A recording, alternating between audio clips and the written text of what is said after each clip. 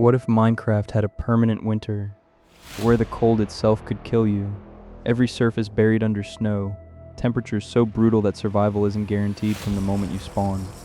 A thirst bar draining alongside your hunger, dangerous new animals lurking in the frozen wilderness, and a localized damage system.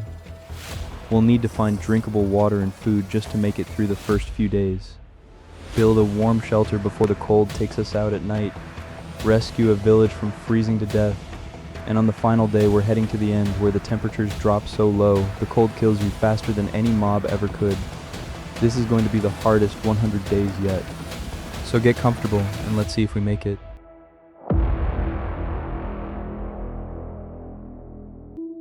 Here we are, spawning into this incredible and freezing world. The landscape is absolutely stunning, but everything that makes it beautiful makes it just as dangerous. We've got a 2.5 minute weather immunity window, so we need to move fast and make the most of it before it runs out. So without wasting a single second, I got straight to chopping down the tree right in front of us. Once that was done, I used the wood to craft a wooden pickaxe and immediately headed down to mine some stone. After getting our first cobblestone blocks, I crafted a stone axe and a stone pickaxe, then took out the sheep that were nearby. Their wool is going to be really useful once that immunity window runs out. A little further ahead, there were also some cows and pigs, so I decided to take them out too so we wouldn't have to worry about food later on. Unfortunately, right after we finished hunting the animals, the cold started hunting us. Our immunity had worn off. As the freezing temperatures began to kick in, I spotted a cave entrance nearby with a bit of coal inside, so I mined it right away to immediately craft a torch that could help slow down the freezing, since we were already losing half our hearts just from the cold. But luckily, after stepping back out and getting a better look at our surroundings, we found a lava pool, which was an absolute lifesaver for slowing down the freezing process. After that, I crafted a furnace to cook the food we had and at the same time generate some heat to fight off the cold. We headed back down into the cave looking for the remaining coal, but the cold in this world is so brutal that within just a few moments we started freezing again, forcing us to head back up. Coming back up, I noticed night was closing in fast, and out here in the open, we're completely exposed to whatever hostile mobs the night decides to throw at us, and to make things even worse when the moon comes out, so does a cold that makes the daytime temperature feel like nothing. Out in the open at night, survival is simply impossible, so with night right around the corner, we need to find somewhere safer to spend it, and we need to find it now. Lucky for us, we found the perfect spot to spend the night, another lava pool, but this time it's tucked inside a small cave. It's practically ideal. We can wait out the night here and stay away from whatever's lurking out there in the dark. So once we got inside, we started remodeling it a little to make it feel a bit more cozy and livable. We placed down our furnace and crafting table and got the meat we'd collected throughout the day cooking right away. While breaking a gravel block that was sitting there, we got a flint, which the next day is going to come in incredibly handy. After that, I threw some oak logs into the furnace to get some charcoal going. Then I walked over to the cave entrance to see if anything was out there. And sure enough, bad luck struck, because there was a zombie waiting right outside, which attacked us and pulled in another zombie with it. Thanks to our stone axe, we managed to take them out. But since we're running this realistic localized damage mod, and the zombies were attacking us from above, our head took a bit of a beating. Nothing too serious, since the damage wasn't that high, but we need to be careful not to let the health bar of any body part hit 0 because that would be game over. After that, we decided to step outside and explore a little, and lucky for us, I found exactly what I was looking for, a spider. With its string, we can craft some wool for our future wool armor set. Once I had the string, I rushed back to the cave as fast as I could because I was seconds away from freezing.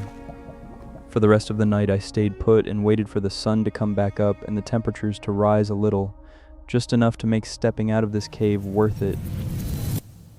At sunrise, the hostile mobs started disappearing and the temperature began to climb a little, so it was finally time to step out of our hiding spot.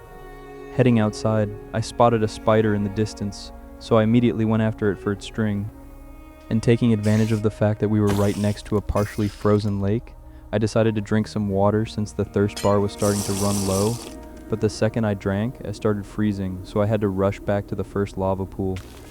With our current armor, I quickly realized that moving around freely without freezing to death was simply not possible, so I decided to head down into the cave hoping to find some iron.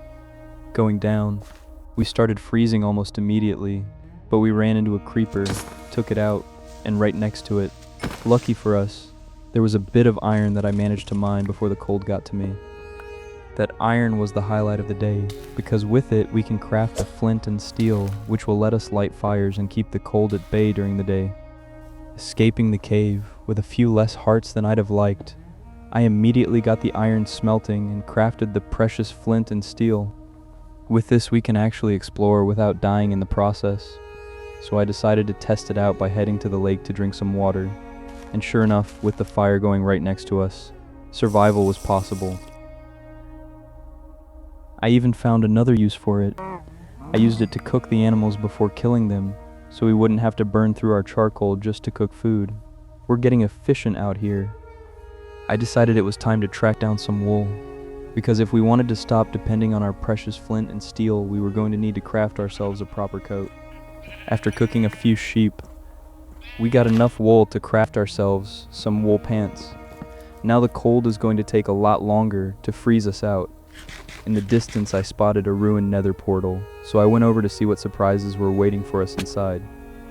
And there were some pretty useful things in there, a golden hoe with mending, a golden sword with smite 3 that I decided to leave behind, and some obsidian that I took with me. After that, I grabbed some more wool from a few sheep that were hanging around near the portal. With the new sheep we took out, we got enough wool to craft some wool boots. Now we're way more resistant to the cold, and we've already got half of our full cold weather set complete. I started making my way back to our cave, since it's the only safe place we know of right now to spend the night. Heading back, I started freezing up again, so I had to stop and warm myself up a bit with the flint and steel, and while I was warming up, I got to take in these incredible views, brutally cold, but absolutely stunning. Reaching a lava pool, I decided to head down into the cave to see if we'd have any luck finding something now that we're better equipped against the cold. We found a bit of coal, which we mined, but apart from that, the cave didn't have much else to offer. After that, the arrival of night was treating us to this gorgeous sunset. After saying goodbye to the sun, we made our way back to our hiding spot to wait out the night. I'm planning for this to be our last night in this place, because tomorrow I want to find a village. With the wool armor, the flint and steel, and a little bit of luck, we should be able to track one down.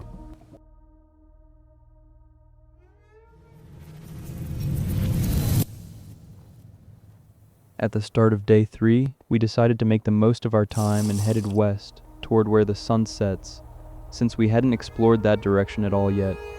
After a while of pushing through the frozen landscape, we came across some sheep, which left us with a bit more wool. A little while later into this freezing cold exploration, we stumbled across another ruined portal. This one was bigger than the last. Opening the chest, we found pretty much the best loot we could have hoped for, a golden apple, another flint and steel, some gold nuggets, and a sword with fire aspect too. And as if things couldn't get any better, right in front of the portal was exactly what we'd been looking for, a village. Arriving and spotting the hay bales, I immediately put our golden hoe to work and started clearing out all the wheat way faster. Then I helped myself to whatever was inside the villagers' chests. The first one had apples, bread, potatoes, and onions. Hunger is definitely not going to be a problem. Then on the other side of the village I found more hay bales and decided to take them. And while I was at it, I grabbed some water from a cauldron the villagers had sitting out. The second chest I opened had more apples, bread, and potatoes, but this time there were also tomatoes. Down the road we're going to build a greenhouse where we can grow a really wide variety of food. Since I liked the look of that house, I decided to set up our crafting table in there, since we'll be spending the night here. And with my inventory completely full, I figured it was time to craft ourselves a backpack. Because if we were going to keep exploring, we needed somewhere to carry all this loot. The problem is we only have one piece of string. So tonight we're going to have to head out and hunt down some spiders. For the rest of the day I made the most of the time by crafting a wool chest plate, which gives us 3 cold resistance points. That's a huge step forward. After that, looking out through the window, I spotted a crocodile in the distance. That thing looks genuinely terrifying. I'm hoping it stays far away from us. After that, I headed out to explore the area around the village and ran into a big group of sheep. so I decided to grab some more wool. While I was hunting, night crept in, and with it the cold started hitting harder, even with an almost complete wool armor set. So we made our way back to the village quickly. During the night, I decided to take my chances and go look for some spiders. Spotting 2 of them in the distance, I went straight for them, but caught an arrow to the head from a skeleton that was with them. So I had to rush straight back to the village with an arrow stuck in my head. Halfway there, I stopped dead in my tracks. The crocodile from before was getting closer, and it was clearly up to something. So with more than a little bit of fear, I went to sleep. Waking up, I immediately went to check if any spiders were still hanging around. And lucky for us, there was 1 spider, and then a second one shortly after. Heading back to the house, I started hearing some strange noises outside, and when I stepped out to check, I ran straight into the crocodile eating one of the villagers. I couldn't believe what I was seeing. Right then and there, I decided this would be my last day in that village. There's no way I'm letting a crocodile eat me. So I crafted the long-awaited backpack, made the last remaining piece of our wool armor set, crafted a stone axe, made a canteen, filled it with water, and boiled it to get purified water. After 4 days, we finally have something safe to drink. After that, I decided to grab the iron from the village's iron golem and set off on an adventure through this eternal winter in search of a good spot to settle down and build a cozy home. Leaving the village area, I ran into a river, and in it, another crocodile. Good thing we got out of there when we did. That place was absolutely crawling with crocodiles. Further ahead, I came across these stunning winter views. Just look at how beautiful they are. Pushing into a forest, I came face to face with an imposing bear, but given our experience with wild animals so far, I decided the smarter move was to leave it alone. After exploring for a while, night was closing in fast, but lucky for us, we stumbled across a village right at the moment it started snowing, and with temperatures starting to drop, I quickly found a house and went to sleep. Waking up, we were greeted by this incredible rainbow.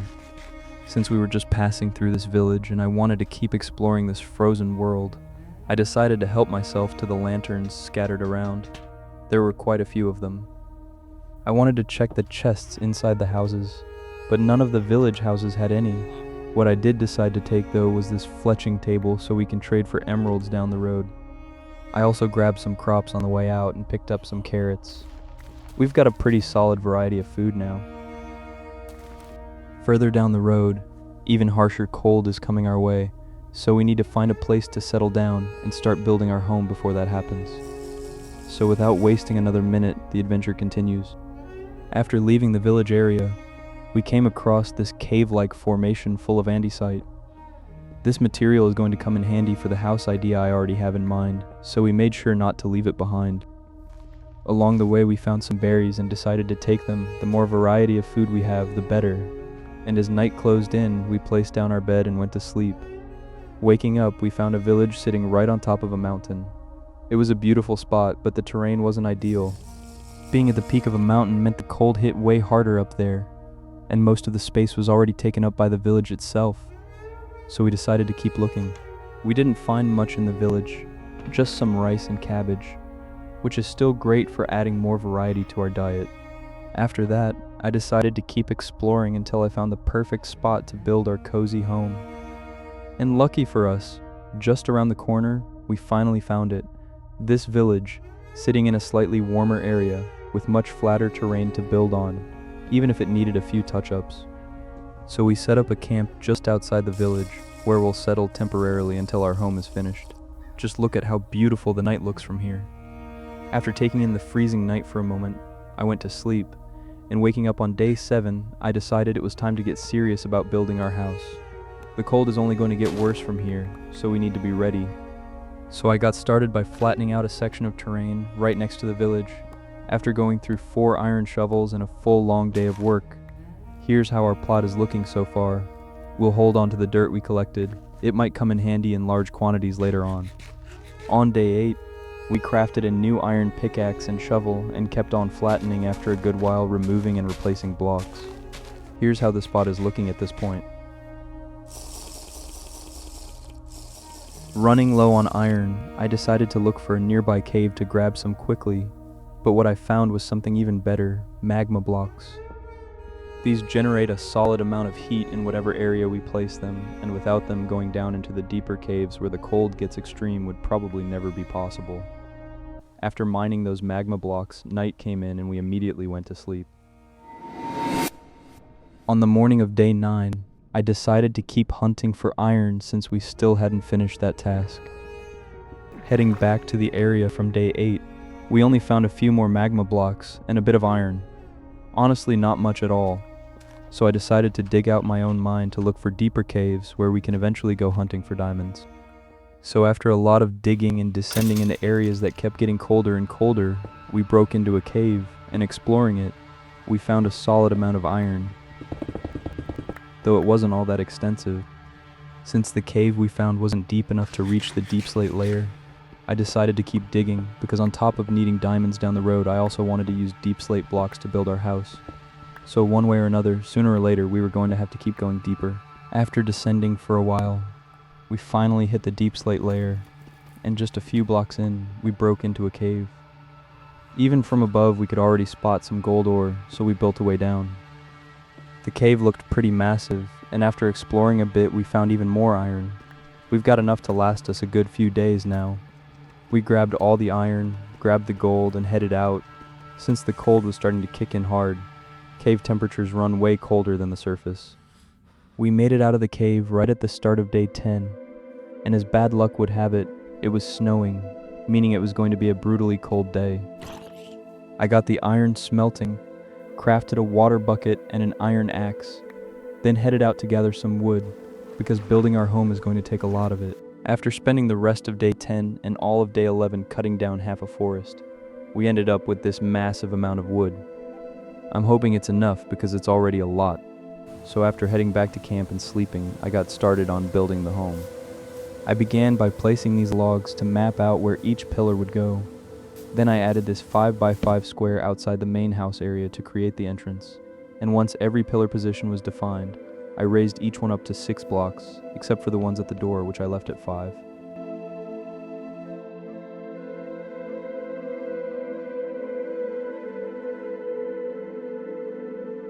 Then with a stone axe, I stripped the bark off the logs to give them a cleaner look. Honestly, it looks so much better now. Next up, we're going to tear out the dirt floor and replace it with a checkered pattern of spruce logs and slabs. It's already looking really good. Our home is going to be incredibly cozy. On day 14, I decided to go grab some sand to get glass ready before we actually needed it. After collecting enough sand, I got it smelting and set up 3 furnaces to cook the stone faster. While the glass and stone were cooking for the walls, I decided to build the entrance, which is going to be made out of spruce planks. Once the entrance was done, I grabbed the cooked stone and started building the walls, but I decided it was a better idea to first connect each pillar with logs. After connecting them and stripping the bark, I started raising the walls, mixing andesite, cobblestone, and adding some windows between the pillars. By day 16, those walls were finished. The house is coming together really nicely. We added the remaining windows and started on the 2nd floor, which is where we'll keep our chests and store everything we collect. On top of the walls, we're going to add these logs to build the roof from there. After going all the way around the walls and stripping the bark off, here's how our home is looking right now. Since the wood supply was starting to run a little low, and I was worried about running out mid-build, I took advantage of what was left of day 16 to go chop some more trees. While chopping, we came across this adorable white fox. Just look at how cute it is. After finishing up, here's all the wood we have to work with now. It should be more than enough. Heading back, night had already fallen, so there was nothing left to do but sleep. Waking up, we crafted a door and some stairs to build out the entrance. Then, using the wood we collected yesterday, I started building the 1st floor roof, using this pattern of stripped logs and spruce slabs.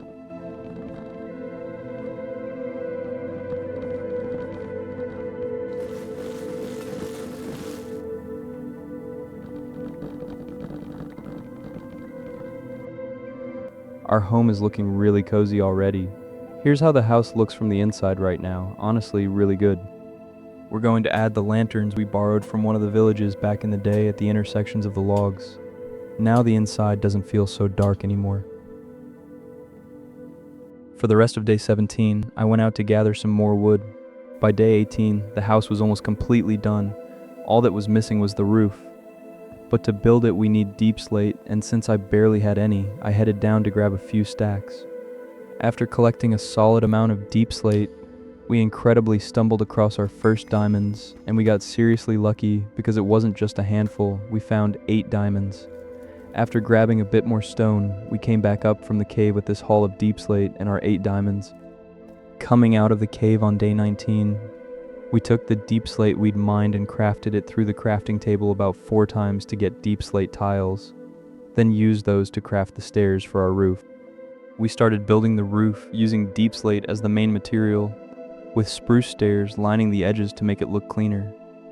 Unfortunately, we ran out of deep slate halfway through, so we had to head back down for more. But first, taking advantage of finally having our first diamonds, we decided to craft a diamond pickaxe to mine deep slate way faster. So after crafting the pickaxe and mining deep slate for a while, we headed out during the night and went to sleep. Throughout day 21, we finished the roof completely, mixing in deep slate stairs and slabs to give it more shape and variety. I think it came out really well. Then we placed these 2 large windows on the second floor, giving us some incredible views of this eternal winter. This is all the space we have on the second floor. It's genuinely massive. It looks empty right now, but we'll take care of that over the next few days. After heading out for some wood, coming back and seeing just how impressive our house looks from a distance was something else. I decided to start on the interior today, beginning with the kitchen, and by the morning of day 23, the kitchen was finished. Down the road, once we have a greenhouse stocked with a wide variety of food, we're going to be cooking up some incredible meals in here. Next up, I needed to build a bedroom, because the idea of spending any more nights out in the open didn't make much sense now that we have this cozy house. I decided to go with spruce walls and kept the room on the smaller side. I placed a bed in the center, and at the far end of the room added 2 bookshelves on the sides, and threw in the detail of placing chests built into the wall to act as a sort of shelving unit. And on the wall by the door we added some barrels so the view doesn't feel too bare. Then, with what was left of day 23, I decided to place a table up against the wall in the living room area, just so it doesn't feel too empty for now. Down the road we're going to really bring this space to life, and we also added these carpets to make it feel cozier and help cut down on the cold inside the house. Then in the living room area, I decided to remove the ceiling to make it feel more open and spacious, and at the same time open up the space to eventually add a heater in this area to warm up our home.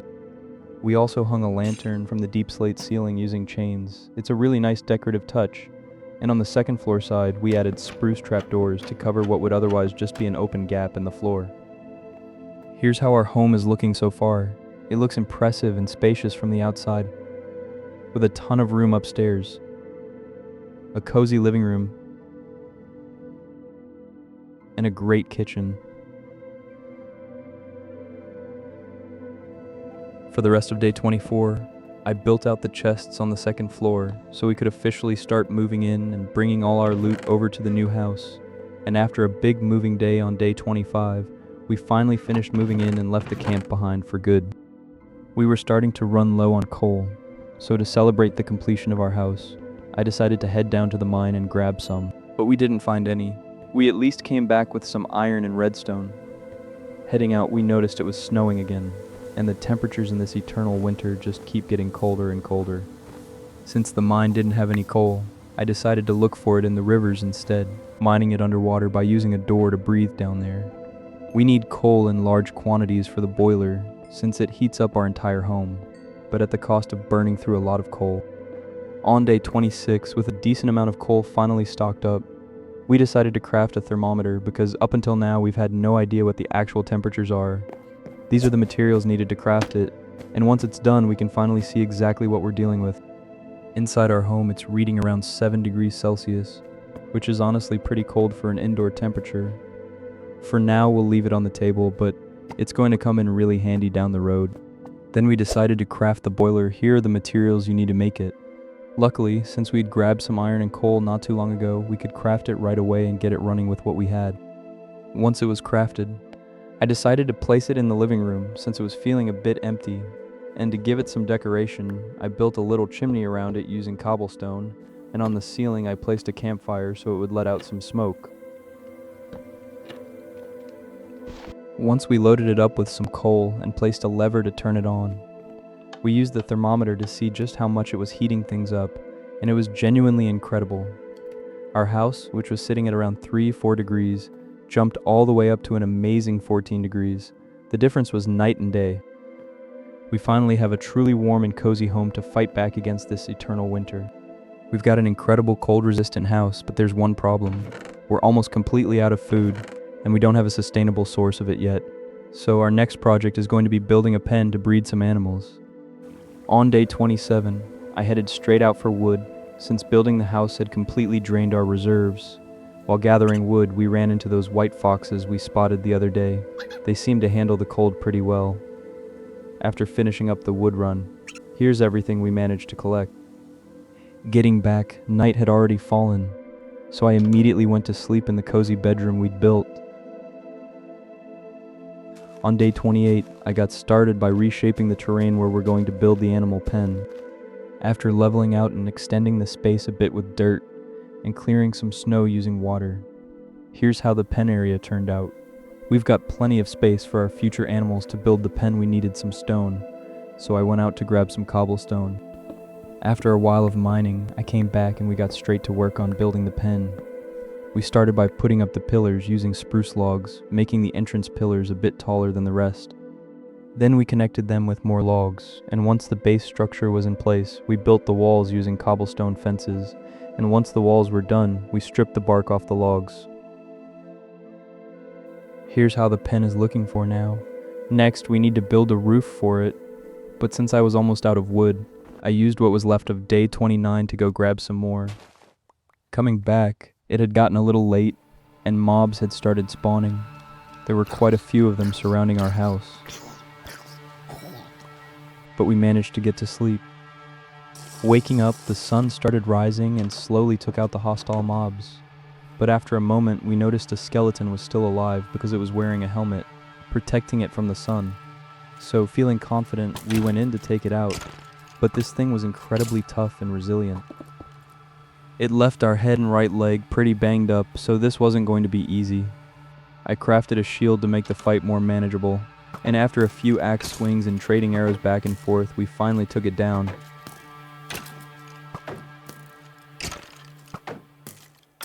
And it was absolutely worth it. The loot it dropped was insane. It dropped the backpack it was carrying, which was better than ours, and inside the backpack there was some extra loot, mainly a golden apple. Then we got back to working on the pen, adding these details to the logs, but without realizing it, there was a creeper right behind me. While I was building, it attacked, but luckily I heard it just in time and started running. I came this close to losing all 30 days of progress. Luckily, it didn't damage much of the pen. So after fixing that section up, I started building the structure to get the roof going. I connected each pillar with logs on the inside of the pen and stripped the bark off.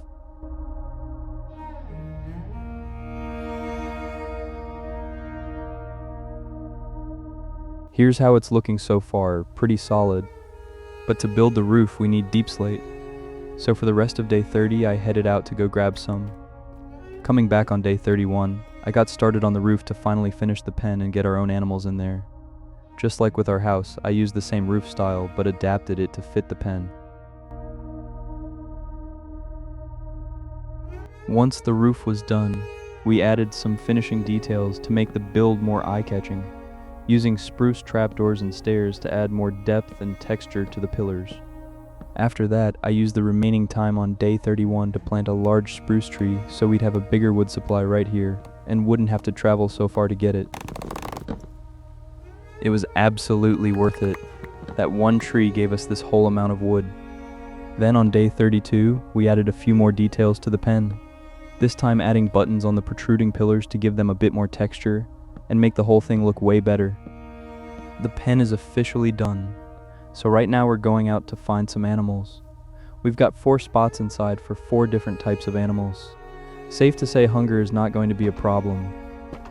Our first animals in the pen were 4 pigs and a chicken. But once they were locked in, I noticed the pen was way too dark. So I placed a lantern to brighten it up and add a bit of aesthetic. And the chicken even dropped an egg. Down the road, we'll be able to cook up some delicious fried eggs now that we've got chickens. On day 33, we realized that now that we have a pen, we're going to need to breed the animals before eating them to keep a steady supply going. So our next project is going to be building a greenhouse where we can grow food for ourselves and for our animals. Our diet is going to be incredibly varied in this eternal winter. To build a quality greenhouse, we're going to need a ton of glass, so the crops can get access to sunlight while staying protected from the eternal winter cold. So after spending a good while gathering sand, we came back home and set up 3 more furnaces in the kitchen to smelt the sand way faster. After that, we crafted an axe and went to chop some wood, specifically the tree right next to us, so we could get a large amount of wood for the greenhouse. On day 34, we started the greenhouse construction by reshaping the area where we'd be building it. With the current space, our base would end up feeling way too cramped. So after leveling and expanding the terrain a bit, here's how the location for the greenhouse is looking.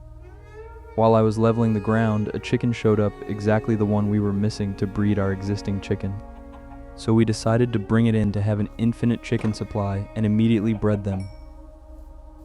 After that, we grabbed the smelted glass and headed straight into starting the greenhouse build. We started by marking out where each pillar would go using log blocks.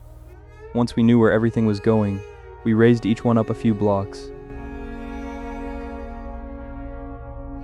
Then connected them all together to form the base structure of the greenhouse and stripped the bark off every single log. Then we connected each pillar on the inside of the greenhouse with more logs to give the structure more strength, stripped those too, and followed that up by getting started on the roof structure. It's going to follow the same style as our other builds, but instead of deep slate, it'll be glass so the sunlight can come through. With that, the greenhouse structure was done. All that was left was filling it in with glass. So with the large amount of glass we had stocked up, that's exactly what we did. But we ran out just as we were almost done with the roof, so we had to go grab some more. On day 37, while the sand was smelting, we went to check on our pen and fed all the animals to get them breeding. We also collected the eggs they'd laid. Those are going to come in handy down the road. Then we grabbed the finished glass and went to complete the greenhouse, filling in the remaining glass sections. We placed a door and built out this entrance that came out looking really good. Visually, the greenhouse turned out absolutely stunning. We lit it up a bit on the inside, and since night had fallen, we went to sleep. On day 38, the time had finally come to put all the seeds from the various foods we'd collected to use. So we grabbed them all, crafted a hoe, and got to farming inside our greenhouse. We planted wheat, tomatoes, onions, cabbage, potatoes, carrots, watermelons, and rice. A genuinely well-rounded diet. We now have an incredible variety of food officially. Starvation is no longer something we ever need to worry about in this eternal winter. By day 39, we've got a solid arsenal of food, animals, and a cozy home. But it was time to start thinking ahead. On the final day, we need to take down the dragon, and in this eternal winter, we absolutely cannot go in without proper gear. We need to be ready. And as if that wasn't enough to reach the end, we first have to go through the Nether. And to survive the Nether, we need to be prepared against the heat and have at least diamond armor before even thinking about stepping in. So it was time to head down into the freezing caves. Our next goal is to gear ourselves up enough to go down there with some level of safety. We started by going out to find the 2 types of animals we were still missing, sheep and cows. Once we managed to track them down, we bred them right away, and while we were at it, we also grabbed the eggs the chickens had laid, passing through the greenhouse. The crops are looking really good. We're going to have food in abundance very soon. By day 40, we started getting the kitchen fully set up, so that when we finally harvest our crops and take down an animal, we have everything we need to cook the most nutritious and delicious meals possible. So we headed out to grab some iron and clay. Once we got the iron and clay smelting, we started by crafting a cutting board to have a proper place to prep our food. Then we crafted a knife to cut everything with and placed it on the board for now. We kept going by crafting a stove and a skillet to cook all those meals in.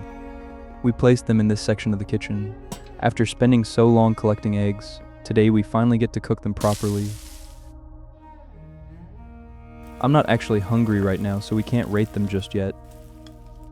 But we also cooked up some beef that we chopped on the cutting board.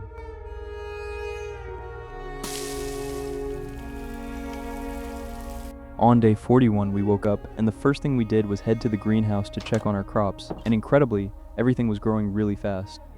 So we replanted everything that had already grown, grabbed our harvest, headed to the kitchen, and crafted a cabinet to have a dedicated place to store our food. We chopped the rice panicles to get rice and stored it in the cabinet, then crafted and placed a barrel in the kitchen to have somewhere to store other items that aren't food. After that, we headed to the pen to use some shears on our sheep, because to go down into the freezing caves, we're going to need a fresh wool armor set, since the one we have is pretty worn out. Once we were done shearing, we stored the shears in the barrel we'd made for the pen. And at the end of the day, we planted a tree on the other side of the house. One of our goals going forward is to plant large spruce trees all around our home to shield us from the cold and make our base feel even cozier. Day 42 was a pretty long one. Waking up, we immediately headed out to gather wood. I wanted to trade with the villagers to get better gear before heading into the caves, specifically a bow to defend myself from a distance. But halfway through the wood run, I ran out of food, so I had to sacrifice some animals to eat. I grabbed my kitchen knife and took down a few pigs and a chicken. With the chops we got, we placed them on the cutting board to slice them up and turn them into bacon. And the ham that dropped from one of the pigs also went on the cutting board to get chopped into more chops, which we also turned into bacon.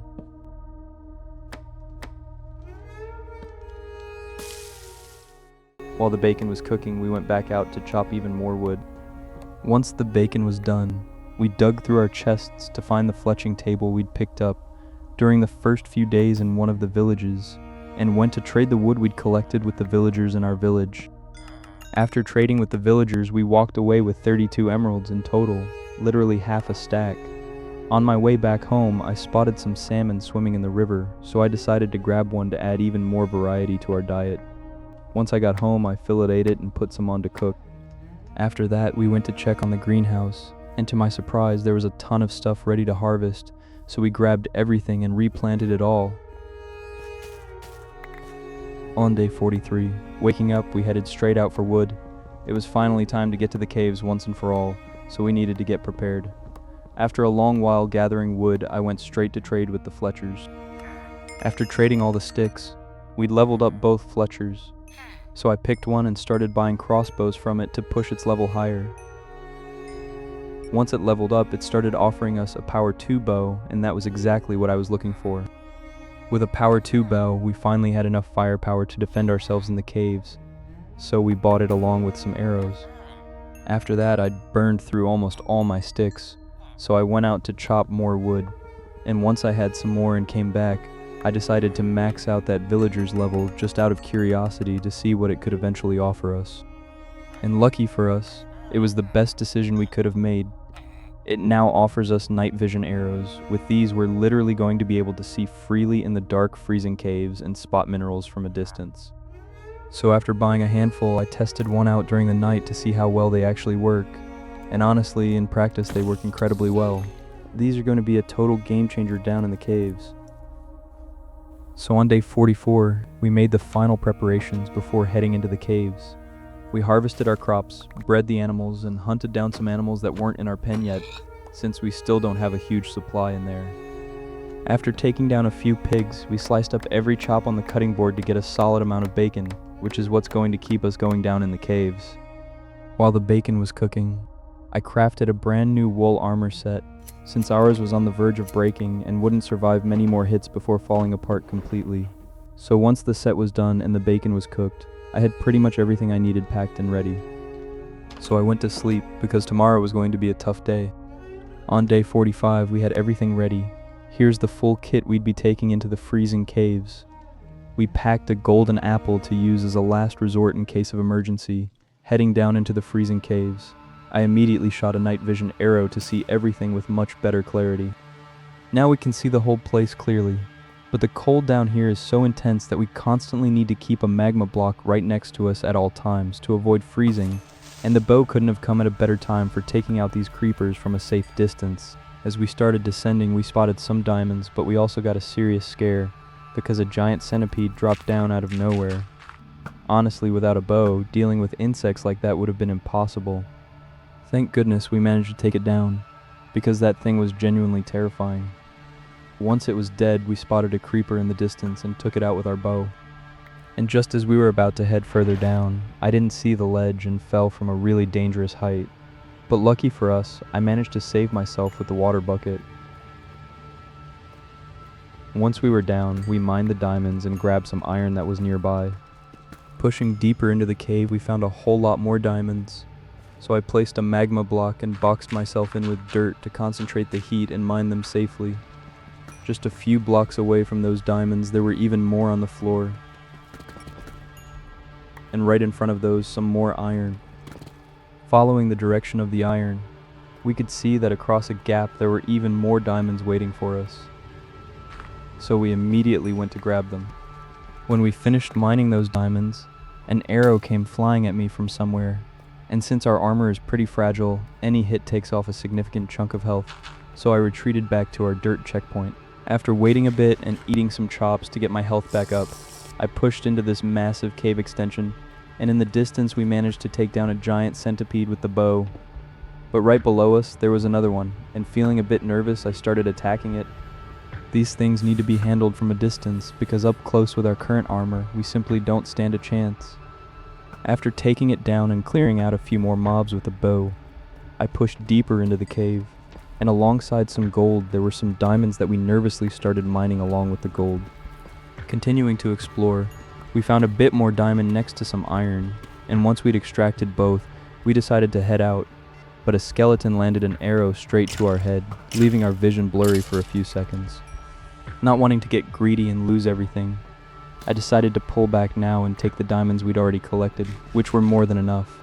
But on the way up I used a water bucket to climb. The problem was the water was so cold that I immediately started freezing. Not even standing on top of a magma block was enough to bring our temperature back up. So in desperation, I had to use our golden apple, which saved us. With a few more hearts to work with, I climbed up and surrounded myself with magma blocks, and that finally stopped the freezing. After all that, we made it out of the cave, and it was snowing. Getting back on day 46, I stored all our loot, got the iron smelting, and went to check on the greenhouse, and literally every single crop was ready to harvest. So after collecting everything and replanting it all, we headed to the kitchen and stored it away. And since it had been a long day, with night already falling, we went straight to bed. On day 47, with our diamond hunting goal finally checked off, we went out to get obsidian for our next objective, going to the Nether. So after searching for a while, we came across this stunning winter landscape.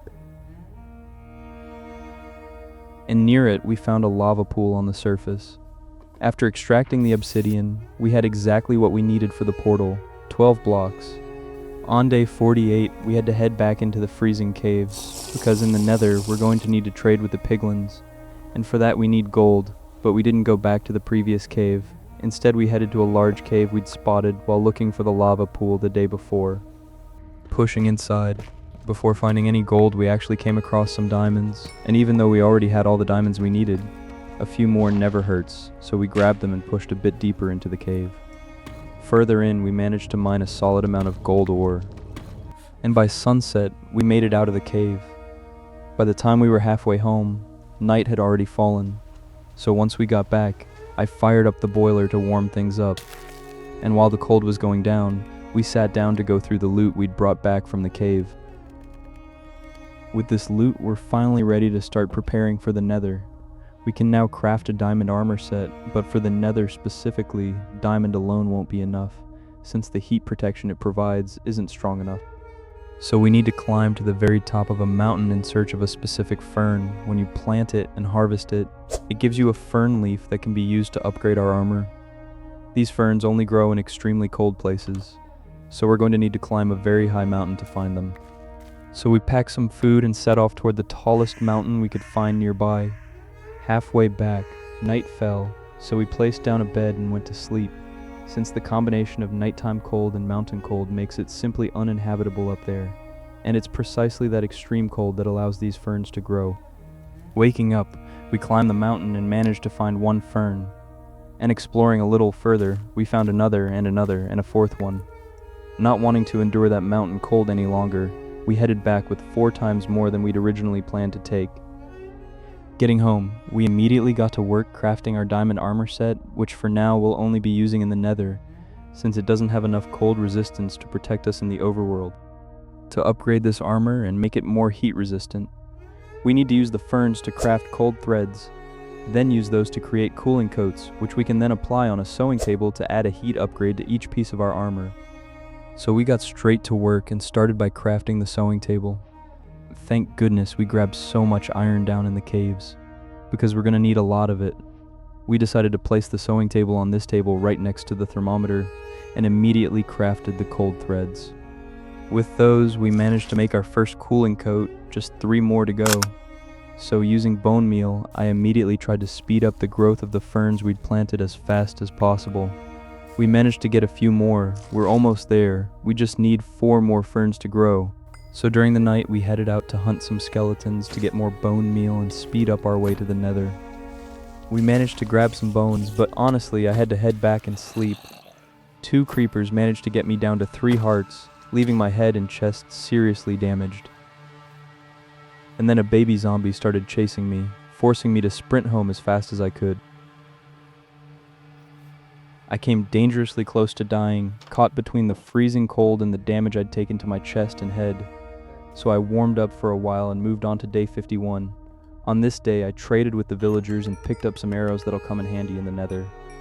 And since the Nether trip was just around the corner, I started getting seriously prepared, crafting a diamond sword.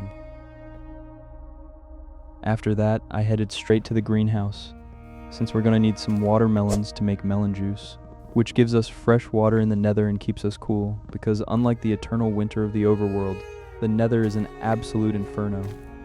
Once we got back home and gathered all the necessary materials, we crafted 8 melon juices in total, more than enough. After that, night fell. Just look at what an incredible view of the moon we have from our home. On day 52, after 2 days of waiting, we finally got our hands on the last 4 ferns we needed and managed to craft all the remaining cooling coats. So we made the cold threads, and with them crafted the last 3 cooling coats, then immediately upgraded every piece of our armor, adding 2 heat resistance points on top of the resistance that diamond armor already provides. For the rest of day 52, I made use of the deep slate left over from our previous builds to construct a large nether portal. Here's how it turned out. It honestly looks really good, and since night fell right as we finished building, we went to sleep. Then on day 53, we lit the portal. Now it's time to finish getting ready. Today we're stepping into the dangers of the Nether. So we grabbed our gold ingots and got the raw gold we had smelting. While some bacon was cooking, we went to grab more to put on as well, and once everything was cooked, we set off into the Nether. Stepping in, we spawned in what looks like a pretty decent spot, and lucky for us, there's a fortress just a few blocks away, so when we need the blaze rods we won't have to travel far at all. The second I spotted the fortress, a piglin showed up looking for a fight, so I took it out. After that I started exploring the surroundings and mining the gold ore on the ground, since it's going to come in really handy for trading with the piglins. But our main goal for this Nether trip is to find as much gold as possible, or better yet, a bastion where we can get great loot and gold to trade with the piglins. Because we're not just going to be trading with the piglins for ender pearls. We're also going to need to trade for an item that'll let us barely survive the excessively cold temperatures of the end.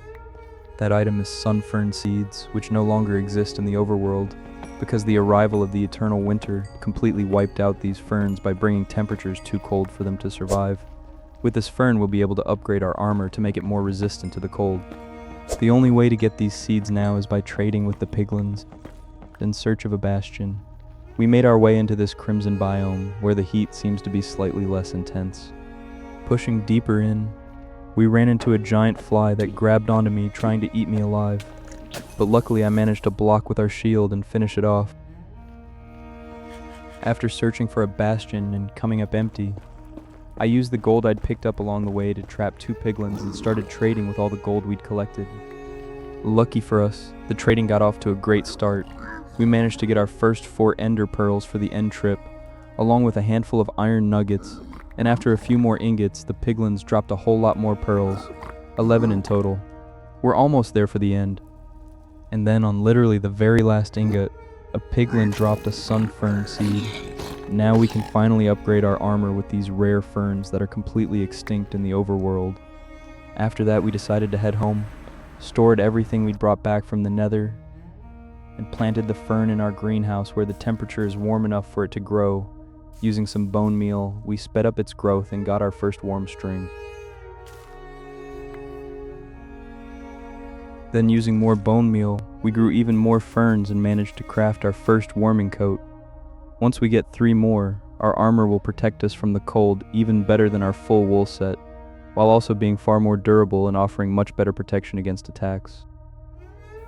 Then on day 55, I realized my base was getting pretty messy. So to give it some more character, I decided to build a proper path connecting all the different structures in the base. So I started gathering and preparing the materials and began clearing out the dirt where the path would go.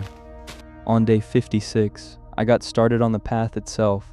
To build it, I used a combination of stone blocks like andesite, stone, gravel, and cobblestone, and in some spots I placed stone stairs to add a bit of unevenness and texture. Once it was done, I added some decorative details like stone buttons on the ground to simulate small pebbles, and using a cobblestone fence and a lantern, I built a way to light up the path and give the base even more character. For the rest of day 56, I spent my time in the greenhouse and breeding the animals. On day 57, we got ready to head back into the Nether after our 2-day vacation building around the base. This time our goal is to find fossils in the Nether to stock up on a ton of bone meal and upgrade our armor. Stepping into the Nether, we somehow ran into a fisherman. Honestly, I have no idea how he got here, and I have even less idea how he's managing not to die from the heat. While searching for fossils, we stumbled across something even better, a massive bastion.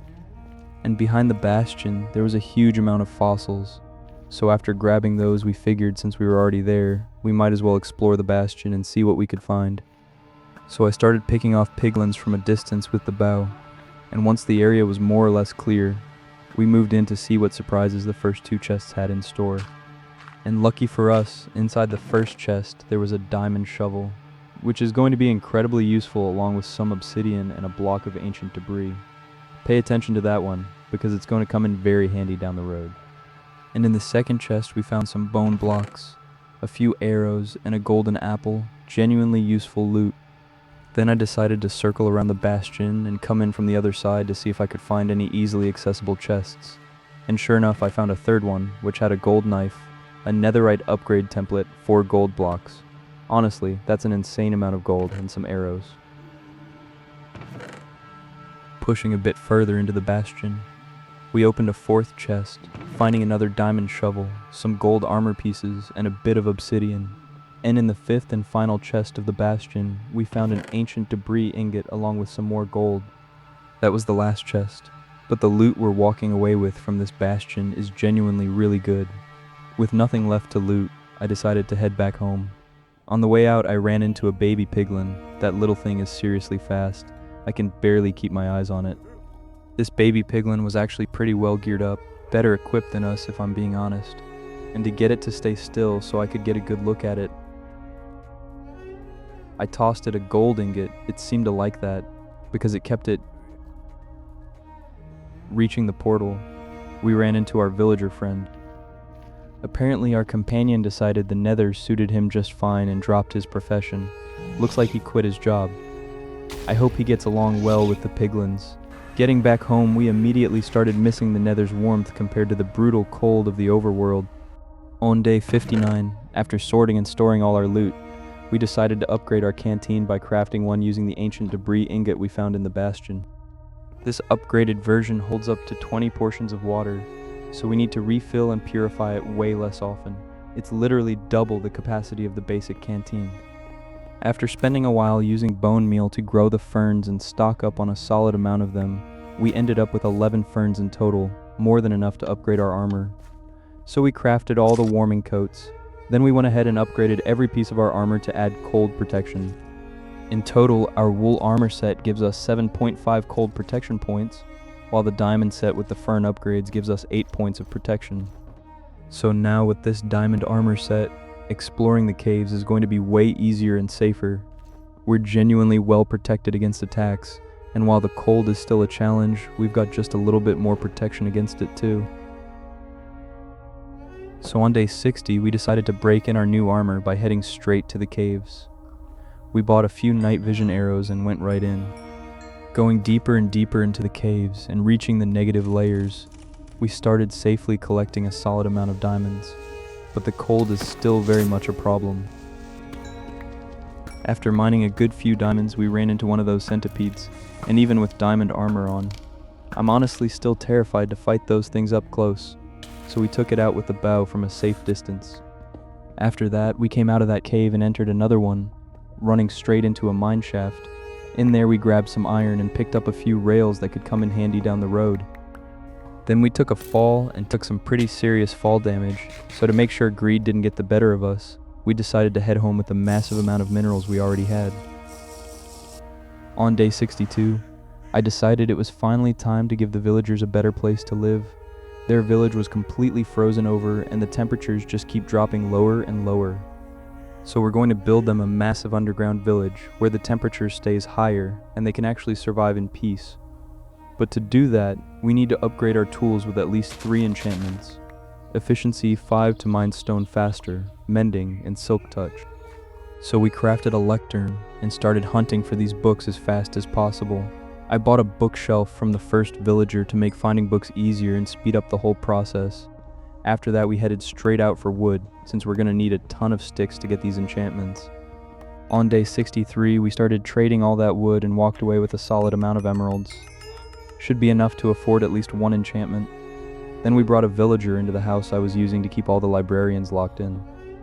After a good while searching, one villager offered us mending for 20 emeralds. A bit steep for mending, but time is running out, and we only need 1 or 2, so we bought it and immediately put it on our pickaxe. After that, we started digging out the staircase that'll lead down to the village area, but night came fast, so we went to sleep. On day 64, we spent the whole day hunting for one of the other 2 enchantments, since those are the most critical ones we need, but after a full day of searching, nothing showed up. But lucky for us, on day 65 we managed to find efficiency 5 for 62 emeralds, a pretty steep price, but time is ticking. After helping the villagers, we still need to complete our main goal of killing the dragon. So we bought some bookshelves to get more books, and just barely scraped together enough to afford efficiency 5. We immediately slapped efficiency 5 on our pickaxe. Now building the new village is going to go so much faster, but we're still missing one very important enchantment, Silk Touch. With it, we can mine stone directly instead of cobblestone, which means building faster without having to smelt everything. So we went to grind some more emeralds with the Fletchers, crafted another lectern, and went looking for an unemployed villager to turn into a librarian. We found one sitting at the top of a church and started searching, and literally after an entire day of hunting, we finally got it to offer us Silk Touch during the night. After one seriously long workday, we went to sleep. On day 66, we went back to trade more emeralds with the Fletchers, because to use Silk Touch we needed to craft another pickaxe, which meant buying another Efficiency 5 book. So after buying Efficiency 5, we crafted a second diamond pickaxe and put both Silk Touch and Efficiency 5 on it. We are now completely ready to start building the underground village for our villagers. So taking full advantage of our Silk Touch pickaxe, we started replacing any non-stone blocks in the staircase and began widening it to go deeper. We used the shovel we picked up in the bastion to clear out the dirt way faster. Once the staircase was done, we started excavating and carving out the area where all the villager houses will go.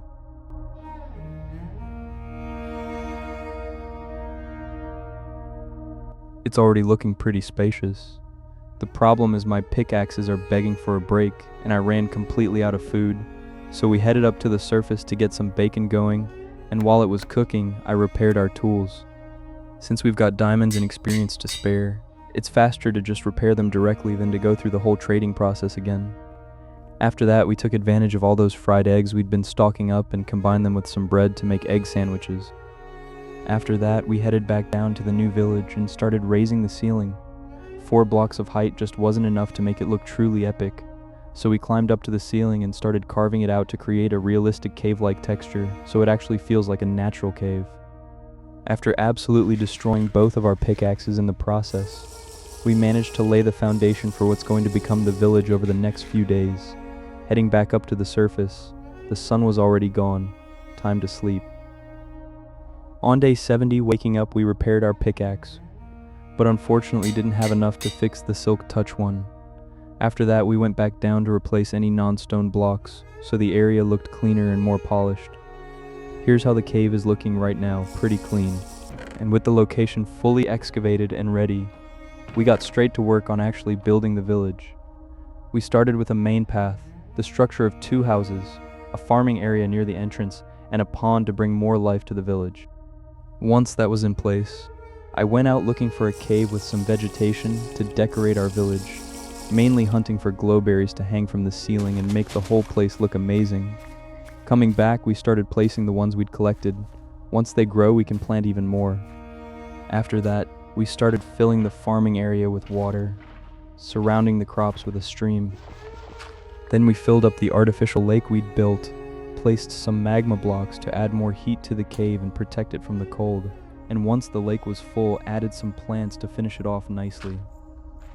By day 73, we'd run out of food again, so we had to head up to the kitchen to grab some more.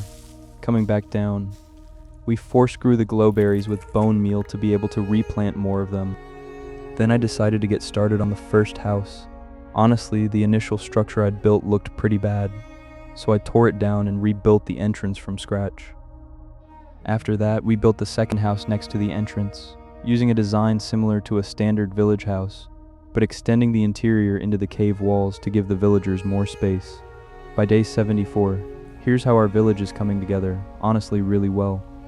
There are the crops, here's the inside of the first house, and here's the lake we built. I even added this cave entrance with a little staircase going down, using the rails we picked up a while back to give it a nice aesthetic touch. Here's the inside of the main house. It was looking a bit empty, so I added a desk in the bedroom and placed a crafting table in the living room. Then we got started on the last house the village will have. This one is going to use a lot of glass, since it'll be a circular design embedded into the stone. We used spruce stairs and blocks. Here's how the house looks with the glass in place and fully finished. For the rest of day 76, we started moving things from the villagers' old houses to bring to their new village. Since it was almost ready to go live, we placed all the beds in their respective houses. On day 77, we began moving all the villagers over to the new village. We crafted some boats for the move, but honestly they weren't needed. We were able to guide them using their workstations to lead them straight to their new home. The first 2 villagers are already in the new village, both Fletchers. We've moved everyone who was in the overworld. Now we just need our friend who went on vacation to the Nether. We can't just leave him there. It looks like he doesn't want to come back. We finally got him back to the overworld, now we just need to get him home. Turns out that boat we crafted actually came in handy after all. With this last villager, the new underground village is officially complete. No more freezing for our villagers. They're all in their new warm home now. Here's how their new village turned out. For the rest of day 78, I focused on improving our base to better protect us from the cold. We started planting all our spruce saplings to surround our base with massive trees. And by midday 79, we'd managed to plant saplings all the way around our home, so we took advantage of the rest of the day to extend the path to the other 2 areas of our base. We started clearing out the dirt for the path toward the new village. Then we built a path leading to the mine, and added buttons and stairs along the way to add more texture and depth to it. By day 80, most of the trees had already grown in. Our home is looking cozier and cozier with every passing day. It honestly looks incredible, and here's how the path we built between days 79 and 80 turned out. Our home is really looking great and fully functional now. For the rest of day 80, we decided to bring more life to the village by moving some animals in, a pig, a cow, and a sheep. Just look at how much life this place is gaining. Listen to that incredible atmosphere. It's genuinely amazing. Heading back up, we ran into a wandering trader who had stopped by our home. He was offering lily pads, perfect for decorating the new village. So we bought some, and we kindly invited him to come visit the new village. Here's how the pond looks with our new addition. Starting from day 81, things started getting complicated. We're just a few days away from having to go take down the dragon, and we're still not properly geared up. In the end, temperatures are brutally cold, so regardless of what armor we wear, we'll be taking constant freezing damage. That means we need to stock up on as many golden apples as possible to heal up and offset the hearts we'll be losing to the cold. So we're going to use our Silk Touch pickaxe to collect massive amounts of gold by mining the nugget blocks in the Nether. But this wasn't going to be easy because when we upgraded our armor for cold resistance, its heat resistance disappeared completely, meaning the Nether's heat is simply too much for us. We're forced to turn back. Since we don't have enough diamonds, we're going to have to go into the Nether with an iron armor set. So after crafting it, we immediately used all the bone meal we had to grow the ice fern leaves. And lucky for us, that part wasn't a problem since we managed to get exactly the right amount. The problem came when crafting the cooling coats required iron, which we'd completely run out of making our iron set. So without wasting a single second, we headed straight out to find more iron. On day 82, after collecting a solid amount of iron, we came back home, crafted the cooling coats, and upgraded every piece of our iron set. After that, we went straight into the Nether to grab as much gold as possible. After mining an absolutely massive amount of gold, we ran into 2 Endermen. I got them into a boat and killed them, but as bad luck would have it, they didn't drop any pearls after that, and a whole lot more gold mining. We came back home and got everything smelting. On day 83, we decided to spend some of our emeralds to level up the farmer villager. Our goal is to get it to a high enough level to sell golden melons, which we can use to brew instant health 2 potions to fight the constant heart loss from the cold in the end. After spending a long time leveling it up, it ended up offering us those melons at a discount, and further down its trade list, it was also selling golden carrots, one of the best foods in the game. For now, we just bought the carrots. On day 84, with some of the gold already smelted, we managed to craft 22 apples, bringing our total to 24 for now. But we can't spend the rest of the gold on more apples. We need to save some for trading with the piglins, since we still need more pearls to light the portal. So during the night of day 84, I went straight into the Nether to trade with the piglins and locked up 2 of them. After a few ingots, 1 piglin dropped 2 pearls, and when we finished trading, it tried to kill me and almost pulled it off. But we managed to get away with those 2 pearls. Something is better than nothing. Also, while trading with the piglins, I got this Nether chalice, which gives us 2 extra temperature points. Great protection against the cold.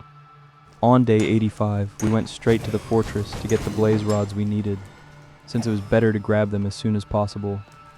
While killing the blazes, I was losing hearts fast, since iron armor just isn't that resistant against physical attacks.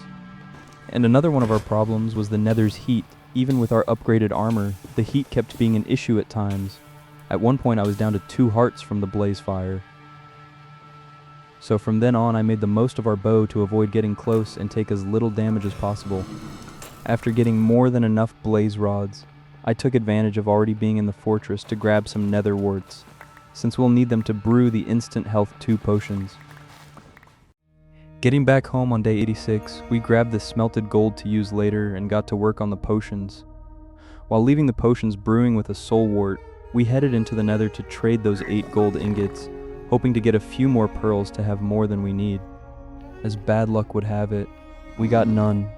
We took advantage of being in the Nether to collect some glowstone, which we'll need for the potions, so we headed home and got into the alchemy. We managed to brew 8 potions in total, combined with the golden apples. That should be more than enough. With time running out, we jumped back into the Nether in search of more gold. We absolutely need to get more pearls no matter what. After a good while mining and collecting gold, we came back home and got 47 gold ingots smelting. That should definitely be enough. While the gold was smelting, we decided it was time to upgrade our bow by combining it with our old Power 2 bow, giving us a shiny new Power 3 bow. After that, we grabbed the smelted gold and immediately headed back into the Nether to find a piglin and get those remaining pearls once and for all. After almost 20 ingots, the piglin gave us 3 sun fern seeds a few days ago that would have been incredibly useful. And after what felt like 1,000,000 gold ingots, the piglin finally decided to give us 5 pearls. Now we definitely have more than enough, so we thanked it and left. Getting back home, we bought some food since we were running low, and for some reason the farmer only sold us 11 carrots. So the next day we went back to the new village to trade sticks with the Fletchers, and bought a good amount of carrots from the farmer. We also picked up some arrows from the Fletcher, because against the dragon we're going to need a lot of them. After that, we used the leftover iron to craft an anvil, because we were going to take the opportunity to upgrade our bow even further. So we grabbed some wood, traded with the Fletchers, and bought 2 more Power 2 bows, combined them together, then merged them with our 2 Power 3 bows. Now we've got a Power 4 bow. Every arrow is going to hit the dragon way harder. Since there wasn't much left to do, I headed straight into the Nether for more gold to get a few extra golden apples. Coming back and smelting the gold, we managed to craft 3 more golden apples. Then we built a staircase at the village entrance to make getting in and out easier and more comfortable, using different types of stairs to add more detail. Here's how they turned out. After that, we used cobblestone fences to frame the area where you descend into the village and placed 2 torches for some extra lighting. Then we did the same thing at the entrance to our mine. Came out really well. And we used the little iron we had left to craft lanterns and light up some darker parts of the base. After that, we built a little hangout spot in our base, a bench next to a campfire where you can sit and take in the whole base in peace. Then I decided to make a picture frame and hang it on the wall to display our very first flint and steel, the one that saved us in the early days. Without it, we'd be dead right now. And I also crafted an armor stand to place in our bedroom, holding our first wool armor set, the one that got us through most of those early days, and that we used to explore so much of this eternal winter. On day 93, I framed our iron knife alongside our flint and steel. It helped us cook some great meals throughout this winter. I decided to use the remaining diamond I had to craft a diamond knife, and with it we cooked up an amazing meal before going to face the dragon. So I killed a cow, placed its meat on the cutting board, chopped it into minced beef, sliced some cabbage, added onion and some bread, and put it all together to make a burger. And for the rest of day 93, I took a break eating our burger while sitting back and appreciating the base we'd built over all these days.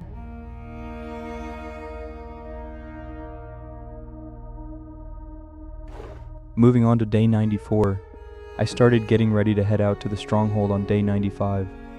So I brewed a few more instant health 2 potions to have some extra.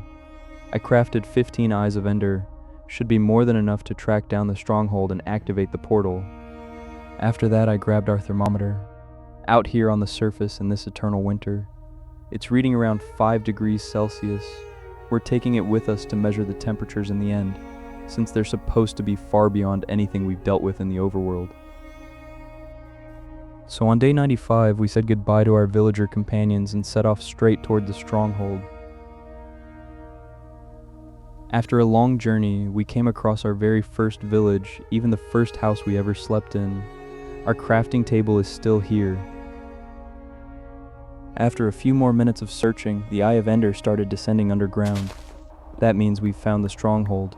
After digging down, we arrived here, and since it was night after clearing the area, we went to sleep.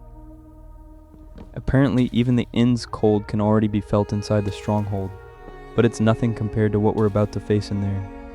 After exploring for a while, we found this room. Inside the barrels, there were some apples and gold. Maybe we can squeeze out a few extra golden apples if we find more gold? This place is packed with mobs. Just look at this zombie.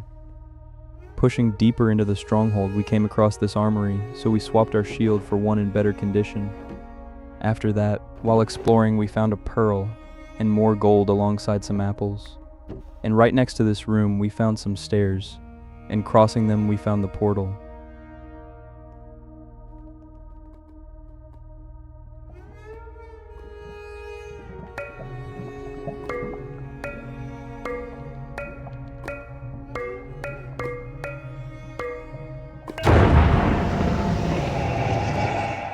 Once we placed all the pearls, we started getting ready to jump.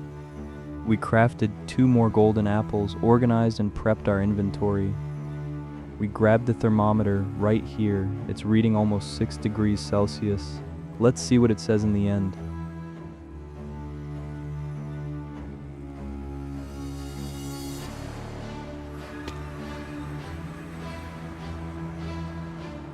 Stepping in, the temperature immediately starts freezing us. And in the end, it's literally 30 degrees Celsius. Our armor is simply not enough to protect us from temperatures like this. Within seconds, we start losing hearts from the cold. We need to ration our golden apples very carefully because when they run out, it's over. We started using our bow to destroy the lower crystals, but the cold keeps taking our hearts constantly.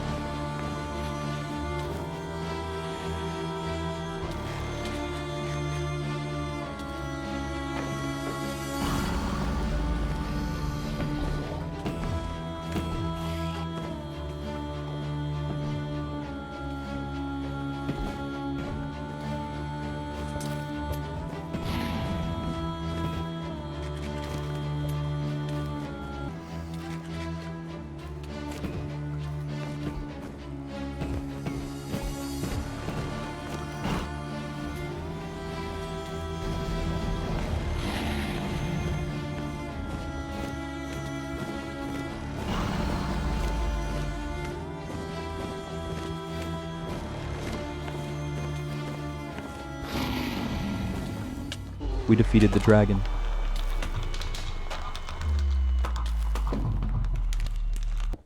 Now we can take its egg home as a trophy. I just want to go home. Jumping through the portal, we arrive on the night of day 97, so we placed a bed and went to sleep.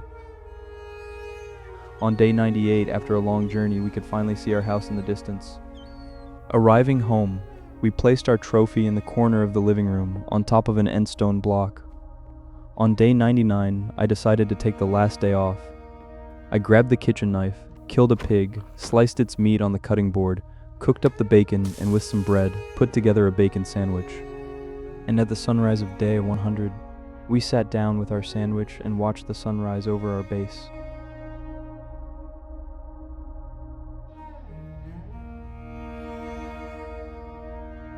And just like that, after enduring temperatures no human was ever meant to survive, blizzards that nearly cost us everything, and defeating the dragon in the freezing depths of the end, day 100 has finally come to a close.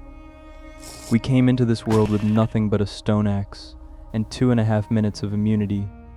We built a home that kept us warm, gave the villagers a place to live, and made it all the way to the end, in an eternal winter that never once let up.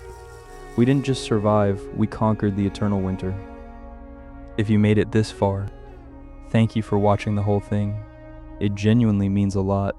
If you enjoyed it, a like goes a long way, and subscribing means you won't miss whatever comes next. See you in the next one.